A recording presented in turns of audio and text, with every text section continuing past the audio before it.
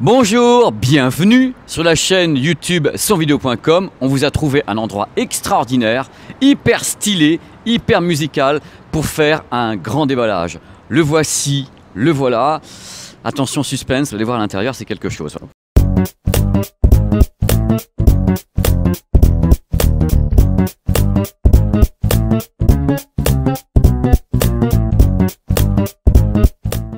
Open the door. Oh, bah il est là, lui. Et ça vous donne le ton tout de suite. Voici le Macintosh MA252, qui était à l'époque une révolution. C'est un des premiers produits Macintosh qui avait été mis en vente aux environs, voire un tout petit peu moins que 5 000 €. Ce qui, pour la marque américaine des années 60, est pas beaucoup, hein. Mais c'est pas devant ce produit qu'on va s'arrêter, on va aller beaucoup plus loin. D'abord, je vous montre un truc. Regardez le bar. Il y a du Macintosh, il y a du clip, ce sont des gens qui ont du goût ici. Alors, du goût, on va en avoir dans quelques instants, puisqu'on va grand déballer ensemble un produit qui me fait littéralement rêver. C'est le grand frère justement du 252, c'est le MA352. Un produit qui est aux environs de 8-9 000 €. Alors regardez, c'est scellé, hein, on ne va pas faire quelque chose en vous mentant, on l'a entièrement fait venir, on va le déballer, on va tout faire ensemble, vous allez vivre ce moment incroyable, on va déballer cet ampli qui est donc un peu hybride, voire totalement hybride, un mélange de tubes, de transistors, je vais tout vous expliquer. Allez, go! Le moment est on ne peut plus religieux, c'est la première fois que je grand déballe un produit de cette trempe, de cette classe, de cet acabit. Je suis dans un état d'excitation suprême parce que pour moi, depuis que je suis enfant, Macintosh, c'est juste des dieux, quoi. C'est des dieux de chez Dieu. Et là, j'en avais jamais ouvert un seul de ma vie. Donc, j'ai pas les gants blancs comme au Japon, mais si j'avais pu, je les aurais mis, hein. Déjà, ça sent la classe. Non mais déjà, vous ne vous rendez pas compte, mais ça sent... Voilà, moi quand je vois ça, là ça y est, j'ai mon cœur qui fait boum boum boum. Je me crois au Japon, à Akihabara, à Yodobashi, avec des murs entiers de Macintosh. Alors on va donc déballer un produit qui fait, à ma connaissance, 29 kg, ce qui signifie que je ne vais pas pouvoir le lever tout seul. Ah oui, non, c'est pas possible. C'est pas possible.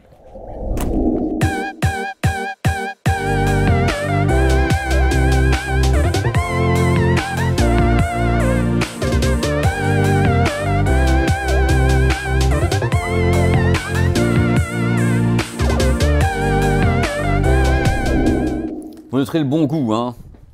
Rose. Warning en gros, faites très attention. C'est le début de l'émotion. Oh là là là là là là! Là, c'est au-dessus de c'est Noël, parce que pour moi, quand c'est Noël, c'est déjà le top.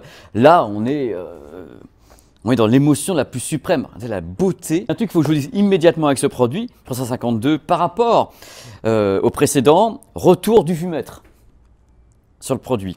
Avec ici des dissipateurs de chaleur qui sont un peu différents, un look un peu plus ramassé sur l'arrière, les tubes toujours qui sont aussi pour la partie préamplification. Il faut savoir que les tubes, c'est le secret de ce matériel qui est donc un ampli stéréo intégré mais hybride. C'est-à-dire qu'il y a un mélange de tubes et de transistors. La partie préampli sur les tubes, ce qui va assurer ce que dit Macintosh, une certaine chaleur au son. Et après, les transistors pour l'amplification. Vous verrez tout à l'heure qu'il y a également une connectique qui a été étendue puisqu'il y a des prises XLR, il y a plein de choses. Il y a donc une fonction qui a été également installée autour de la connectique qui permet d'avoir un pass-through où le produit peut être intégré directement d'un home cinéma, devenir neutre et laisser passer le signal. Donc je vais vous détailler ce produit de A à Z. Vous allez voir qu'à l'intérieur, c'est aussi beau qu'à l'extérieur. On installe la protection pour les tubes. Moment important. J'en profite pour vous dire que donc la partie préampli, c'est deux paires de tubes entièrement créés par Macintosh. C'est là le secret. Ils ont leur technique pour fabriquer ces tubes. C'est les tubes qui sont les 12AX7A et 12AT7. Alors ça, c'est la partie préamplification. Et derrière, vous avez la partie amplification, avec donc en partie amplification à transistor. Il faut savoir que l'association des deux, c'est ce qui me fait dire, et c'est la vérité, que c'est un produit qui est hybride, qui justement allie le meilleur des deux mondes. C'était ça l'idée que voulait Macintosh sur ce type de produit, c'est allier le monde totalement analogique d'une préamplification à tube et de transistors derrière. Pour les puristes qui regardent cette vidéo, il faut savoir qu'on a quand même des petits tubes et non pas des gros tubes, ce qui peut rassurer quelque part les gens, puisque dans ce cas-là, on a un coût de maintenance qui est beaucoup moins élevé et quelquefois les gros tubes font peur. Là, on a l'association des deux dans ce modèle qui est 100% hybride. On revient quelques instants sur le châssis, qui est donc en acier, un châssis anti-vibratoire, avec un acier entièrement poli, qui est également une marque de fabrique de la part de Macintosh. Les vumètres bleus qui font donc leur retour, qui ont un reflet incroyable. Le logo est rétroéclairé, ça c'est quand même le truc qu'on reconnaît toujours d'une façon extraordinaire. Potentiomètre tout à fait visible et éclairage LED en façade. The télécommande qui va avec, qui est très très légère. Hein. Ne croyez pas qu'elle est aussi métallique que le produit en lui-même, extrêmement légère. Le poids du produit est notamment lié non pas uniquement à l'architecture comme ça en acier poli, c'est parce qu'il y a à l'intérieur de ce produit une alimentation surdimensionnée. C'est la raison pour laquelle le produit fait 30 kg. Alors pour les gens qui aiment le souci du détail, comme nous hein, ici, regardez, c'est la lettre M ici de Macintosh avec le C. C'est une beauté. C'est une beauté. Je ne peux pas vous dire le contraire, je suis là en train d'agiter mes doigts dessus, je n'ose même pas le toucher le produit. Sur ce produit, il y a une sortie casque très puissante, de type HXD. C'est quelque chose qui permet d'alimenter la plupart des casques, même des casques avec une très très haute impédance. Normal. Il y a deux modes, enfin deux circuits adorés de Macintosh. Adoré de Macintosh. Le premier s'appelle le Power Guard.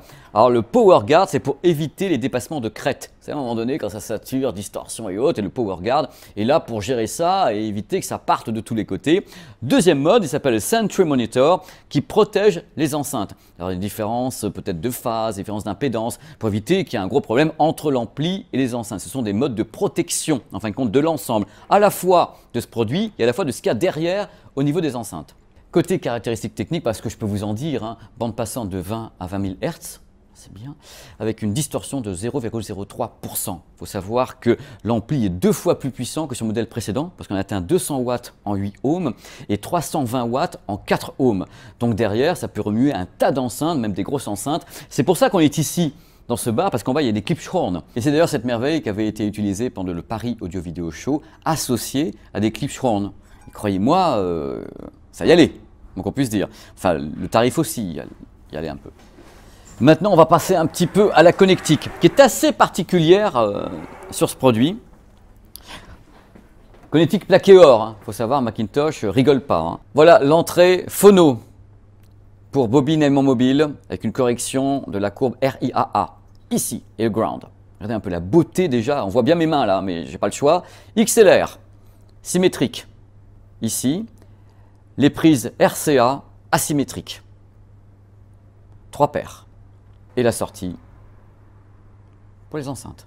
Il y a également 5 commandes de tonalité avec une plage de plus ou moins 12 dB pour bien ajuster ce que vous entendez sur la posture. Il apparaît sur ce produit une fonction assez particulière qui s'appelle Pass-Through, c'est-à-dire un mode transparent qui permet d'utiliser cet ampli dans une installation qui mixe la hi-fi et le home cinéma. Hybride plus hybride, vous allez voir, c'est très très drôle. Et ça donne la priorité normalement au système hi-fi. Mais lorsque l'on bascule en mode home cinéma, le volume devient alors inactif et c'est le processeur home cinéma qui va prendre la main, c'est-à-dire que l'ampli va devenir complètement neutre. Donc c'est vraiment le côté hybride total, la hi-fi, le home cinéma, un mode pass-through. C'est un produit très très moderne parce que l'idée de base de Macintosh, c'est de faire un produit qui rappelle d'autres produits, puisque le look est inspiré d'un autre produit, de faire un produit extrêmement moderne, tout en ayant une architecture entièrement analogique et le look entre guillemets d'époque, avec les vumètres, avec l'énorme transfo d'alimentation et bien sûr les dissipateurs de chaleur sur les côtés. Donc pour conclure, parce que il faut conclure un petit peu, je ne peux pas trop tout vous dévoiler, parce qu'après il y aura un test de ce produit sur le blog sonvideo.com fait par un journaliste. On rappelle le concept d'un produit totalement hybride, moderne, bien dans ses baskets si je puis dire, une partie préamplification avec tube, donc une chaleur au niveau du son et derrière des transistors. C'est ce côté hybride qui fait que ce produit est absolument exceptionnel déjà sur le papier. Ce n'est pas le premier qui est lancé comme ça, mais là ils ont quand même poussé la puissance, poussé la conception et c'est un peu un retour aux sources quand on voit le design avec ce que faisait un peu Macintosh sur certains autres modèles. Donc c'est vraiment une belle œuvre que ce Macintosh 352 et j'ai hâte de lire justement le papier de mon confrère du blog sonvideo.com pour savoir quelle est la teneur audio de cette chose qu'on a déjà écoutée de toute façon au Paris Audio Video Show avec les Klipschorn et tout le monde était juste sidéré et moi aussi. Donc voilà, j'étais très très heureux de faire ce grand déballage d'un produit iconique, parce que là, le mot iconique prend toute sa signification quand on connaît l'histoire de Macintosh et ce que Macintosh représente pour les audiophiles dans le monde entier. Moi qui suis souvent justement en Asie, à Hong Kong, à Singapour, au Japon, Macintosh, c'est culte de chez culte. Tous les Japonais vouent un culte absolument délirant sur Macintosh. Donc c'est avec beaucoup de joie que je vais clore ce chapitre Macintosh dans ce grand déballage. Je vous donne rendez-vous dans un autre grand déballage. On fera un produit certainement peut-être un peu plus light au niveau... Voilà. Là, c'est un mélange de rêve, d'audiophilie. Un rêve pour nous d'avoir tourné cette vidéo. Pour moi aussi, qui rêvait de grand déballer. Un Macintosh, je le demandais à corps et à cri. Et le voici, le voilà. Il pèse 30 kg, mais je vais quand même l'emporter parce que j'ai envie de l'avoir chez moi, branché sur mes enceintes JBL Monitoring. Messieurs, dames, à bientôt. Non, je ne vais pas y arriver. Allez, à bientôt.